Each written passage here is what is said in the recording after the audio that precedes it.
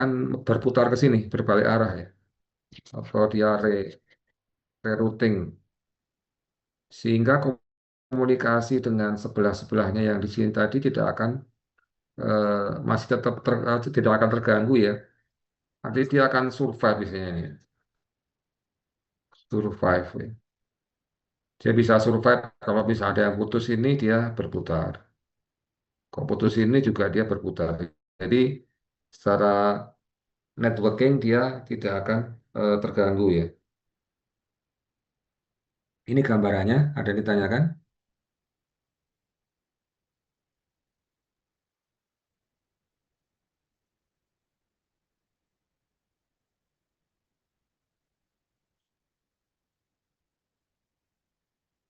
Kalau nggak ada, saya lanjutkan dengan optical multiplexing. Jadi tidak hanya dalam suatu multiplex ini hanya sinyal-sinyal elektrik ya, sinyal tapi juga sinyal dalam bentuk gelombang atau optical ya. Ini bisa dilakukan multiplexing atau penggabungan ya. Yang ini teknologinya sekarang yang disebut dengan tadi ya ini ya, dengan WDM ya, WDM dan eh, DWDM. Jadi ini adalah wave ya, ini wavelength ya, wavelength division multiplexing ya, atau yang disingkat dengan WDM. Jadi dia menggunakan pengganding optik untuk menggabungkan sinyal optik ya. Jadi sebenarnya ini yang dimultiplexing adalah panjang gelombangnya ya. Maka disebut dengan wavelength division multiplexing ya. Dan juga ini di dalam ada proses multiplexer di WDM-nya juga ada proses demultiplexer di WDM-nya ya. Ini adalah untuk biasanya untuk jaringan-jaringan besar ya, seperti antar kota dan sebagainya. Itu PT Telkom dan mungkin pemerintah dalam hal ini Kominfo kan sudah membangun itu ya, membangun jaringan optik apa itu yang Palapa berapa sampai dari barat sampai ke dari Indonesia barat sampai ke Indonesia Timur ya. Jadi di sini ada beberapa, kalau kita lihat diagramnya ini ada beberapa sinyal optik ya yang berbeda panjang gelombang. Jadi kalau di dalam sinyal dalam optik itu yang dibedakan adalah wavelengthnya atau panjang gelombangnya ini, yang lambdanya atau panjang gelombang ya. Di mana di sini kalau ada WDM MUX, di sini ada beberapa panjang gelombang yang berbeda di multiplexing digabungkan menjadi lambda satu ya, lambda 2 dan seterusnya ini ya. Kemudian di sini proses di demuxnya dia sama ya, menjadi lambda satu, 2 dan 3. Ini adalah gambarannya ya. Jadi ini bagian pengirimnya ya, ini bagian ini bagian pengirimnya, ini pengirim penerima ya. Seperti ini diagramnya. Nah, ini lanjutannya sebenarnya bagaimana WDM ini menggunakan sebenarnya fiber optik ya. Sebenarnya untuk meningkatkan kapasitas dengan menggunakan satu fiber aja, single fiber ini bisa digunakan untuk mentransmisikan beberapa kanal kecepatan tinggi ya. Jadi sebenarnya prosesnya seperti ini ya. Ini kalau ada eh, cahaya putih ya, itu akan melalui prisma ini ya, itu akan direfraksikan ya, akan dibiaskan sehingga menjadi beberapa eh,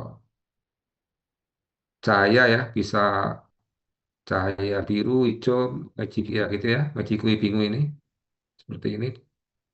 Nah, kemudian ini biasanya dipakai untuk sumber cahayanya ya, sehingga di sini akan bisa dikirimkan menjadi multiplexing dengan menggunakan WDM ini, dengan menggunakan single fiber ini, kita bisa mengirimkan sebagai contoh ada 40 karena kecepatan tinggi ya, 40 virtual high speed tunnel per fisik ya, per satu fisik fiber ini, dan juga bisa ditingkatkan lagi menjadi sampai 2,5 dari 2,5 giga sampai 100 giga ya.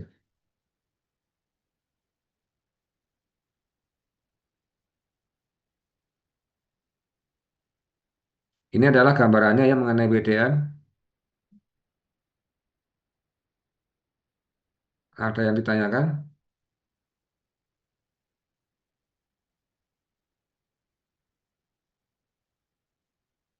Dari saya Kalau nggak belum. ada, ya,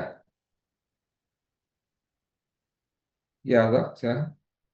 Ya, Pak. Saya nggak ada pertanyaan, Pak. Oke, silakan. Ya, saya lanjutkan ya.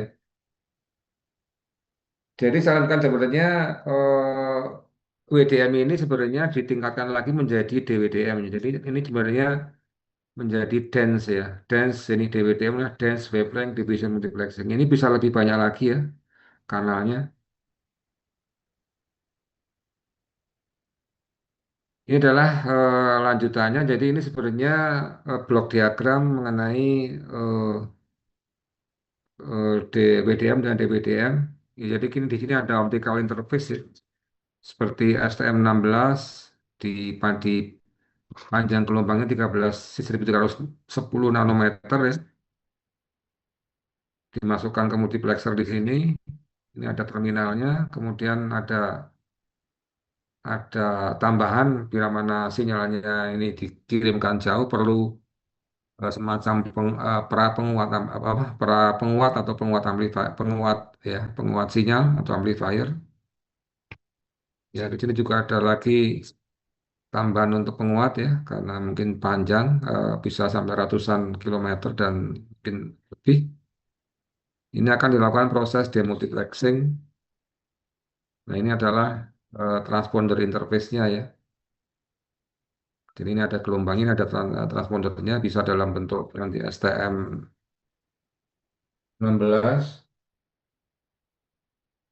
atau STM64 dan seterusnya ya.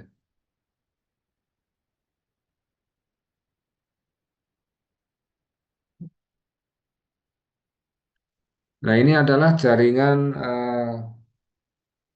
optical ring, jadi jaringan optik yang bentuk jaringan cincin atau ring ya. Jadi di sini ini adalah sebagai contoh jaringan dengan kapasitas besar ya, di mana ini ada eh, jaringan multiplexing Sonet, kemudian masuk ke DWDM ya, dan WDM. Ini ada mungkin untuk media penyimpanan ya, ini misal media storage ya, seperti ini ada mainframe-nya, ini ada jaringan 10 10 chip ya, 10 chip, 10 chipnya internet, 10 GPS dan seterusnya ya. Ini adalah contoh ya optical ring. Jadi ini malah optical ringnya bisa double ya. Ini mungkin ring satu, ini ring dua. Jadi kalau ini putus ya masih bisa, dan artinya ini lebih lebih survive ya, dan lebih reliable ya. Mungkin double ring ini karena ring satu kalau dia putus masih bisa, kalau putus ada dua masih bisa ya, karena ini lebih jaringannya lebih survive ya. Karena ini mungkin availability-nya harus 99,99%, maka harus di double ring ya. Kemudian ada yang ditanyakan sebelum saya lanjutkan.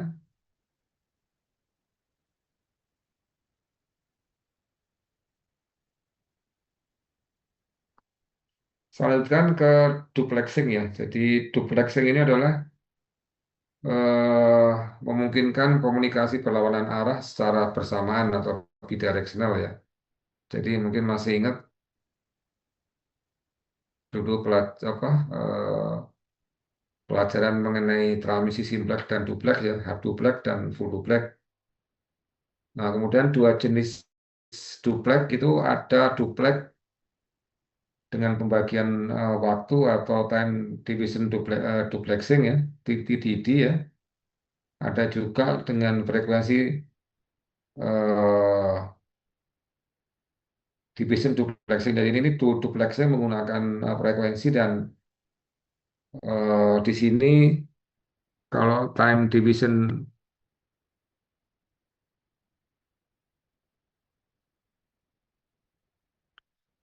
kalau TDD ya time division duplexing ini dia menggunakan waktu ya pembagian interval waktu untuk memisahkan sinyal forward dan atau sinyal downlink ya sinyal forward dan sinyal reverse atau sinyal uplink ya. Lah FDD ini dia menggunakan multiplexing dengan pembagian frekuensi yang memisahkan sinyal maju atau downlink dan sinyal mundur atau naik uplink ya. Ini sebagai gambaran sebenarnya frekuensi division duplexing ini menggunakan frekuensi jadi eh, ini uplink ya, uplink dan downlinknya itu dipisahkan eh, secara frekuensi ya dengan frekuensi ya. Jadi kalau kita lihat komunikasi mobile ya, ini di mana di base stationnya di sini ya. Ini adalah ya, yang mobilenya ini yang base stationnya ini uplink ya, ini uplink dan downlinknya dipisahkan dengan frekuensi. Sebagai contoh di sini ini ya, ini mungkin downlinknya, ini uplinknya dipisahkan oleh frekuensi ya. Jadi sebagai contoh di sini ini ada dua frekuensi ya, downlink dan uplink. Kemudian kalau yang TDD ini perbedaannya di time division dia itu menggunakan waktu ya, domain waktu. Jadi di sini eh, untuk uplinknya ya, misal dari mobile dia ke base station dia pakai uplink ya, receive-nya di base station. Kalau dia dari apa namanya base station ke downlink ke receive-nya di mobile ini station dia downlink ya dengan waktu yang interval waktu yang berbeda. Jadi dipisahkan antara dengan frekuensi yang sama ya ini ya. Jadi ini kalau ini waktunya sama, frekuensinya berbeda. Kalau ini eh, frekuensinya sama ya, tapi waktunya berbeda ya. Kalau yang time division duplex. Ini adalah penjelasan lebih secara eh, apa namanya, secara diagram waktu ya. Jadi kalau time division duplex ini adalah frame durasinya ya. Jadi ini ada frame duration yang berisi downlink dan uplink ya dengan frekuensi yang sama ya. Jadi ini ada semacam switching point ya, perpindahan antara uplink downlink point ya, downlink uplink. Jadi ini ada perpindahan garis perpindahan di sini ya antara uplink dengan downlink dan downlink dengan uplink. Ini kan terus berterus ya, terus berjalan terus eh, paketnya ya, datanya itu seperti ini, pengiriman dan penerimaan. Kemudian kalau di FDD ini adalah dipisahkan oleh kanal atau frekuensinya ya. Jadi downlink di sini ya, ini downlink uplink, downlink uplink, downlink uplink.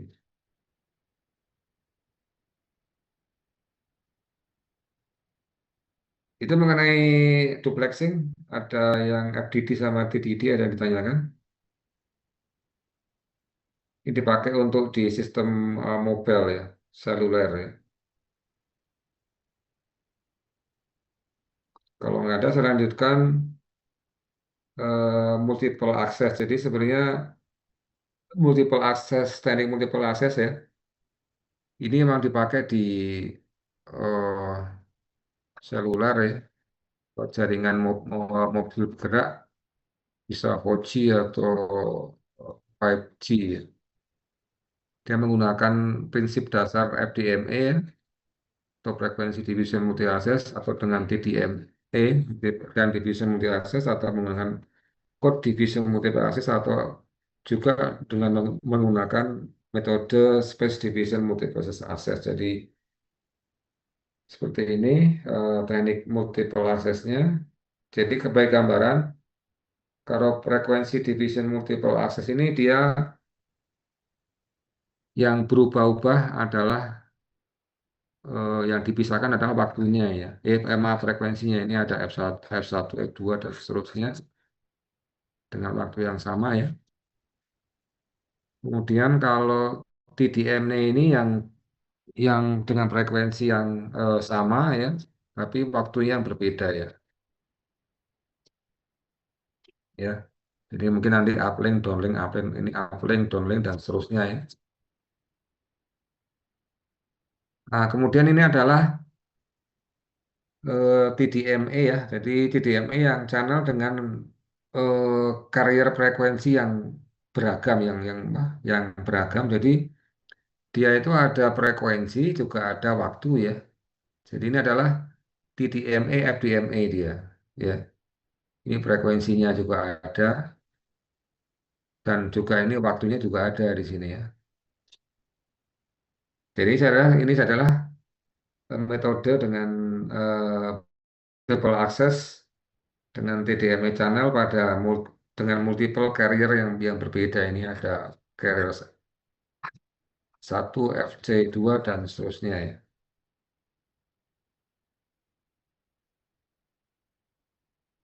Kemudian ini adalah TDMA dengan menggunakan frekuensi dengan teknik frekuensi hopping. Jadi sebenarnya frekuensi hopping ini adalah frekuensinya berpindah-pindah ya.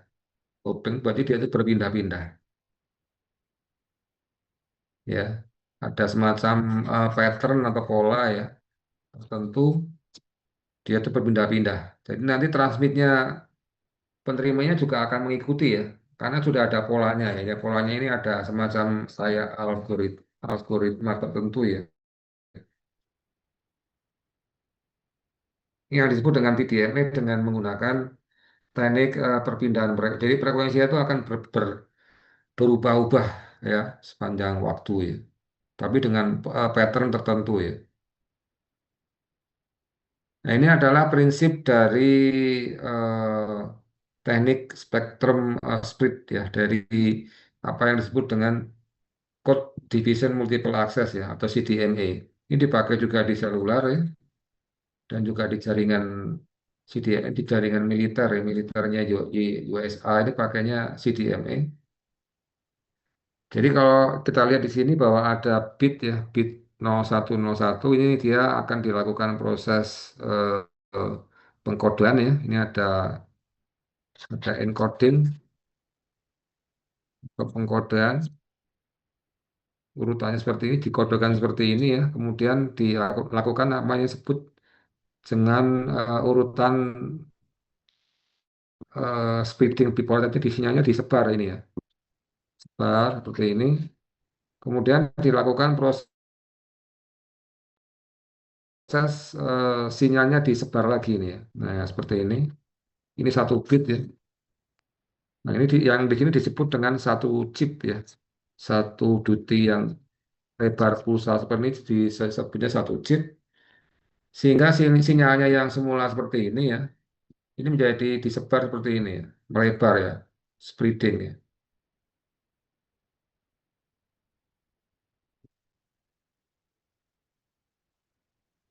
Nah, kemudian ini adalah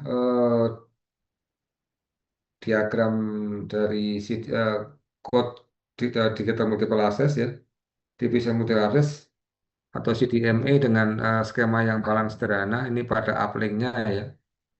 Jadi di sini ada ini mobile mobile stationnya ya. Ini mobile mobile stationnya, ini yang BTS-nya atau base stationnya. Nah, seperti ini prosesnya.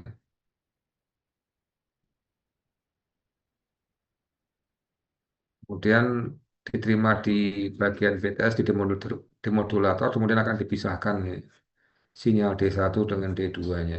Ini uplink-nya. Nah, seperti itu ya, contoh diagramnya. Nah, ini sebagai apa namanya ringkasan multiple access itu ada beberapa metode atau cara bisa menggunakan FDMA ya dengan memisahkan dengan frekuensi ya, dipisahkan kalau ini TDMA dengan waktu, kalau CDMA dengan kode ya,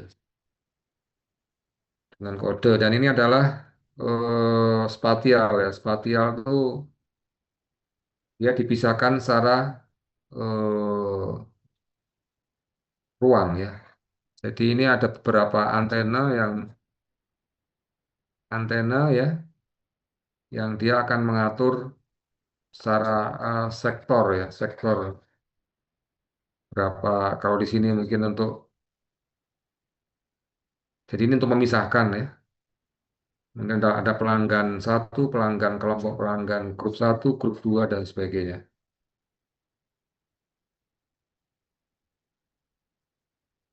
Baik, saya lanjutkan. Ini ada video klip ya. Mungkin bisa tolong disimak.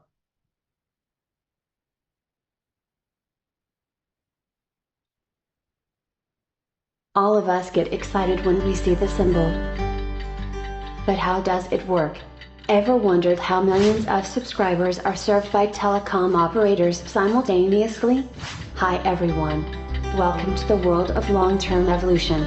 Today we will show how multiple users access network using multiplexing. In the last video we have shown how two signals were combined over a common pathway in duplexing. So, what exactly is multiplexing? Multiplexing is the process of combining multiple signals and transmitting them over a common channel. Then what is multiple access? When multiplexing is used to allow multiple users to communicate over a single common channel, we call it multiple access.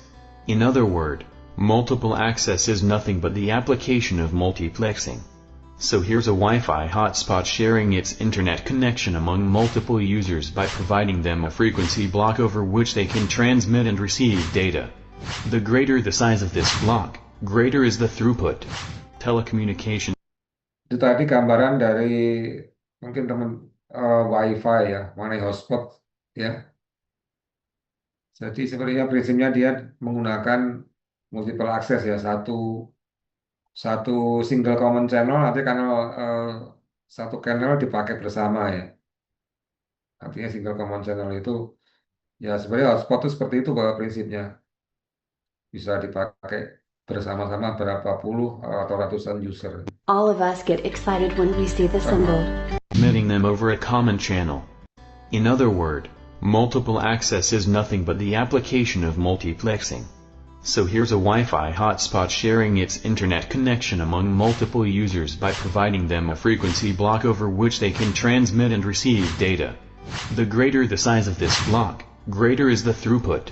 Telecommunication systems, which mostly use radio waves as a communication link with end users, have employed several ways to share this resource. FDMA, which uses frequency division multiplexing, provides chunks of the frequency spectrum to each user for data transmission. Generally, the data is generated at baseband and modulated at varying radio frequencies. Guard bands are introduced to avoid any interference. AMPS or the first generation analog systems used FDMA to provide each user a duplex channel with one-way bandwidth of 30 kHz. TDMA, which uses time division multiplexing, allows multiple users to share a common frequency band by allocating different time slots. Thus, in an N-channel TDMA, where each channel is given a time slot of 2 seconds, signals coming from each user will be transmitted at intervals of N into T seconds. This technology was used in the 2G systems like GSM, GPRS and EDGE. Each user was provided one of 8 TDMA slots and a bandwidth of 200 kHz. Dynamic resource allocation meant more users could be supported, but each channel could support only 8 active users at a time. CDMA based on code division multiplexing is a technique in which the data bits are modulated by a high-frequency orthogonal sequence of bits such as Walsh codes or pseudo-random codes such as gold codes to spread the signals over a large frequency band. Multiple such signals from different users are then transmitted over the same frequency band. In order to retrieve the signal, receiver must have the same spreading sequence, which is multiplied to this composite signal in a process called dispreading. This makes CDMA very secure and robust. It was used in 3GPP2 standards such as CDMA and CDMA Evolution Data Optimized standards. Wideband CDMA or WCDMA spreads the signals over an even higher bandwidth. This was used in the 3G standards of 3GPP from UMTS to HSPA+, where the available bandwidth was 5 MHz compared to 1.25 MHz used in CDMA. There are other multiple access techniques like wavelength division multiple access, which is used in fiber optics, and space division multiple access, which refers to spectrum reuse over non-overlapping areas. As the number of users and their demand started growing, communication networks evolved from 1G to 4G. Radio PARD was significantly enhanced from GSM to HF, using higher modulation QPSK, 8PSK, 16COM, 64COM etc. WCDMA improved upon some of the problems of earlier generations like, first, low data rates. In GSM, effective bandwidth for a user was only 25 kHz. Second, congestion at peak hours, as the frequency chunks and time slots were very limited.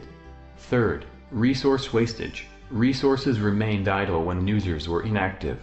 Fourth, poor spectral efficiency, due to guard bands and guard periods used for avoid interference. Proceed.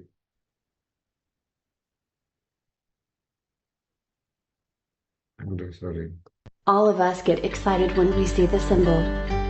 Spaced at 50 bands and guard periods used for avoid interference. But, exhaustion of spectrum, need for even higher data rates, and spectral efficiency lead us towards OFDMA. OFDMA comes with several advantages over WCDMA like bandwidth scalability, carrier aggregation, low intersymbol interference. OFDMA uses orthogonal subcarriers equally spaced at 15 kHz. Users are provided a subset of these subcarriers for data transmission. Unlike FDMA or TDMA, OFDMA allows the users to access variable bandwidth depending upon the resource availability. Also, since these subcarriers are orthogonal, there are no guard bands between them. It was first introduced in Wi-Fi, and subsequently in WiMAX, by IEEE, but as WiMAX lacked backward compatibility and support for mobile wireless at its inception, operators remained stuck with WCDMA. This changed with the introduction of LTE, which brought OFDMA to the forefront of today's mobile networks. So, today we showed what were the different multiple access techniques that were used in various generations of wireless communication. In our next video, we will dive deep into OFDMA and SDFDMA, the two pillars of 4G. Hope you enjoyed the video. Don't forget to subscribe to our channel to stay updated. Happy learning! Ya, itu mengenai mengenai multiplexing ya, dan teknologi teknologi TDMA dan FDMA, dan tadi ada wide CDMA ya, yang diimplementasikan sebenarnya di dunia seluler ya. Sekarang ini 4G apalagi 5G menggunakan teknologi tadi yang disebut dengan OFDMA ya, ortogonal. Nanti saya lanjutkan di sini ya,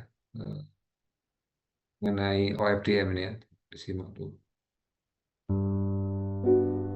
OFDM is the communication technology used in most of the communication systems, including Wi-Fi, 4G, and 5G. OFDM is kind of an extension of amplitude modulation, AM used in olden radios. In AM, the analog message is multiplied by a cos wave and transmitted over the air. But today's communication is digital, meaning our messages are made up of bits, zeros and ones. Suppose we want to send these bits. In a simple communication setup, we first organize them into several groups, and then assign each group a cos wave with an amplitude according to the bits in that group. But this way of transmission results in too much delays for transmitting bits. This is exactly where OFDM comes to the rescue with a smart solution. Instead of using a single carrier wave, OFDM spreads the data over multiple subcarrier waves. Add them and transmit them all at once. OFDM gets even smarter. For each subcarrier, OFDM actually use both cos wave and sine wave to carry data independently, further reducing the transmission time. This means we can pack more information into a shorter time duration. This technique is known as QAM modulation. As I have already explained in my earlier video, see that the transmission duration is reduced to 1/4 in this example, compared to our previous method. In other words, our data rate is increased by 4 times in this example. We can increase data rate even further by adding more subcarriers. Subcarrier frequencies are closely spaced, with adjacent subcarriers separated by an interval of 1/Ts, where Ts represents the symbol duration. In other words, adjacent subcarrier has an additional cycle within the symbol duration. It is also possible for multiple transmitters to transmit on different subcarriers simultaneously, a concept called OFDMA. But in this lecture, we'll keep things simple with just one transmitter with 2 subcarriers. Our transmitter adds all the signals and transmits it. Now, how does the receiver decode it? The receiver captures a weakened version of the transmitted signal. But let us pretend, for simplicity, that we have a perfect equalizer that can boost the signal right back to its original strength. Now the question is, how does the receiver untangle this mixture of all those cos and sine waves to figure out the original ones and zeros? The answer lies in a beautiful mathematical property. The waves we chose are orthogonal to each other. It's why OFDM is called orthogonal frequency division multiplexing. Orthogonality basically means that these waves are designed to not to interfere with each other. Let me illustrate this concept using an example. Suppose our receiver wants to figure out the amplitude of the transmitted cos wave of the first subcarrier. To find out that amplitude, the receiver multiplies the entire received signal by the same cos wave with unit amplitude, then integrates the result. And here's the magic. Thanks to orthogonality, when you do this multiplication and integration, the contributions from all the other subcarriers just vanish. They mathematically cancel out to 0. You're left with the amplitude that was proportional to the amplitude of the transmitted wave you were interested in. The receiver repeats this process to find out the amplitude of every cos and sine waves until it decodes all bits. All right, and that's the theory. But how do we actually build an OFDM transmitter? One way is to use separate oscillators for each wave and multiply each by its corresponding amplitude. But oscillators are expensive, and having one for each subcarrier is not practical. Here's where OFDM becomes clever again. OFDM generates the same combined output signal using only one oscillator. I will show you how OFDM is implemented without diving into the details of why this implementation works. Here's the process. First, we take our data amplitudes for the cos and sine waves and represent them as complex numbers. with cost component as real part and sine component as imaginary part. Then we perform an IFFT on these complex numbers, which also results in complex numbers. Next, we separate the real and imaginary parts, convert them to analog signals by using digital to analog converters. Finally, we multiply the real part by a cos wave and the imaginary part by a negative sine wave from a common oscillator. Then add them together and transmit. This resulting signal is same as what you would get if you used individual oscillator for each subcarrier, which we saw earlier. I will explain why they're equivalent in another video, but if you're curious about the math behind it, here's the equation. At the receiver side, all these steps are simply reversed. Note that F is the carrier frequency, which can be a frequency between 400 MHz to 71 GHz in 5G systems. The symbol duration, TS, can be as small as 125 microseconds for 5G. Real-world systems use a lot of subcarriers. 5G can use up to 4,096 subcarriers. FFT and IFFT can be calculated incredibly fast using efficient algorithms running on specialized hardware, which significantly reduces the hardware cost while still supporting very high data rates. You might be surprised to learn that OFDM was first introduced in a research paper from as early as 1966, but it took over 2 decades for it to become commercially viable because we had to wait for hardware costs to drop. Today, OFDM is the most widely used communication technology thanks to its high spectral efficiency and cost effectiveness. I hope this video gives you a solid, basic understanding of OFDM. I have intentionally skipped some of the finer details to focus on the core ideas. But if you like to understand OFDM from a different perspective, you can read my introductory blog post at wirelessexplained.com. Thank you for watching. Yaitu mengenai gambaran ilustrasi ya, ya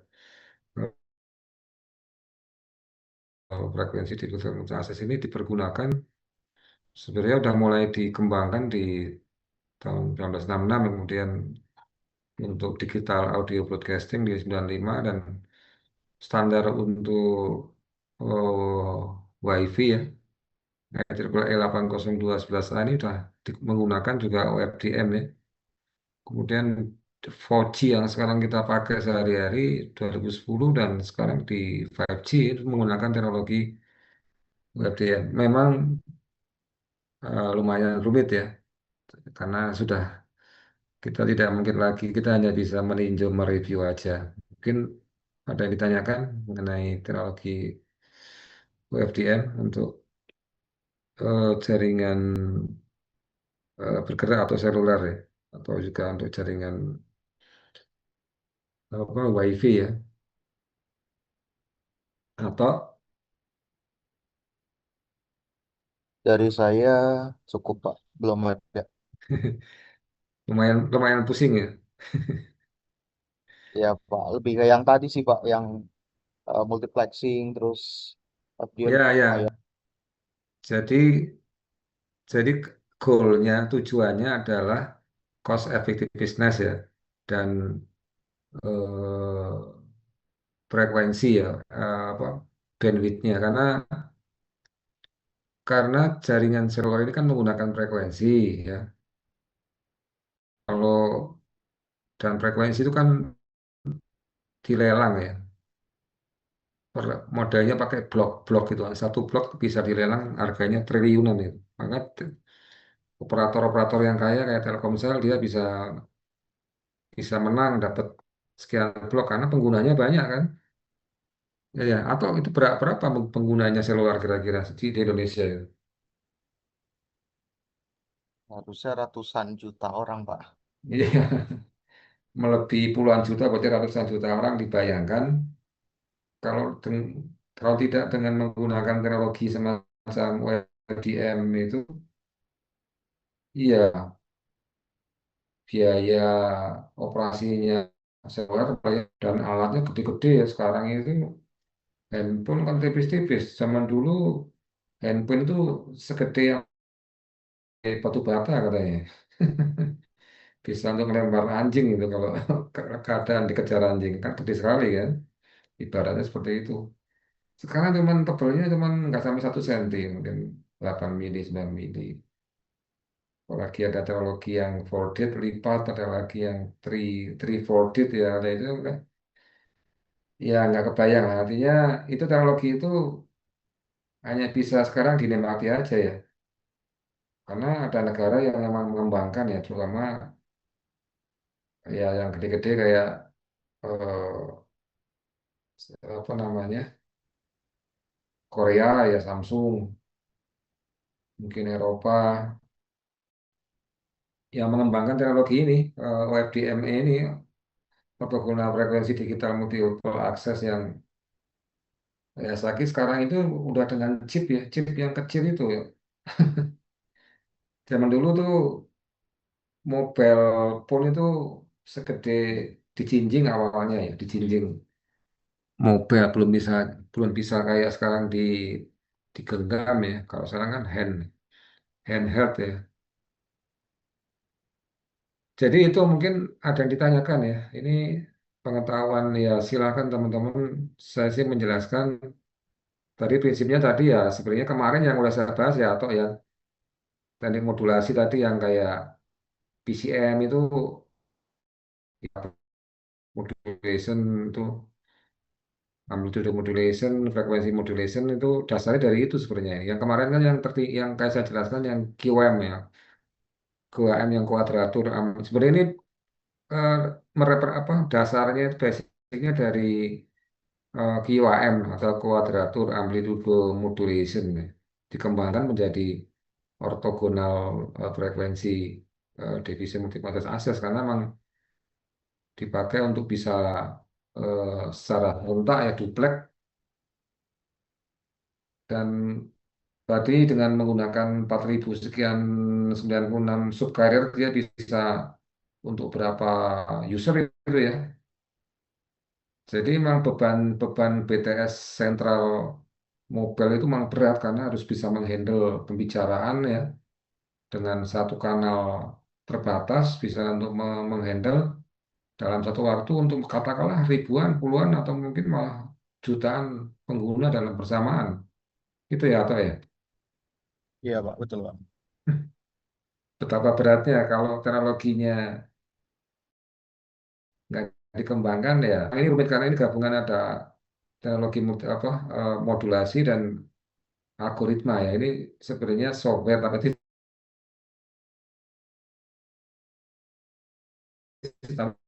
software sudah dalam sistem di algoritma. Itu aja mungkin ada yang ditanyakan mengenai multiplexing tadi, duplexing sama multiple access ya. Ini memang di teknologi kereta api ya yang WiFi ini sudah dipakai di LRT sama ya atau ya untuk CBTC Communication Based Train Control menggunakan teknologi ini. Di kereta api cepat juga sama menggunakan GSMR.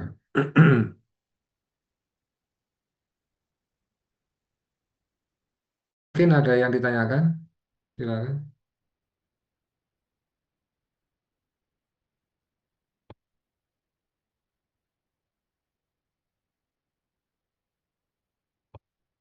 Kalau dari saya nggak ada Pak. Dari saya juga tidak ada, Pak. Oh, baik ya.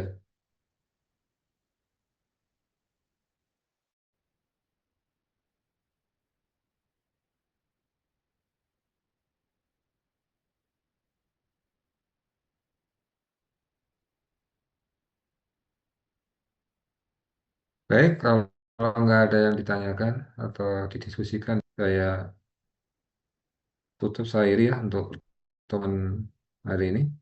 Kurang lebihnya mohon maaf. Akhirul kalam. Wassalamualaikum.